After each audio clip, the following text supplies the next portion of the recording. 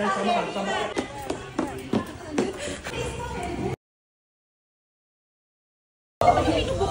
pa to nearby. 30 minutes na. Wala pa rin nagkakaroon. Malilate na ako sa meeting ko with my amiga.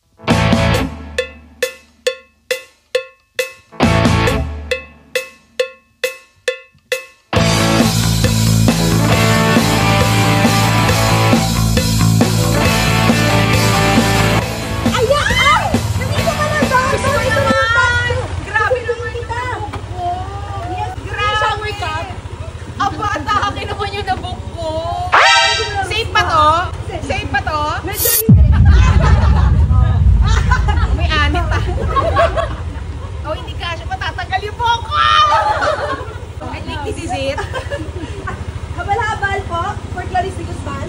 Safe pa to ha, baka diretso tayo.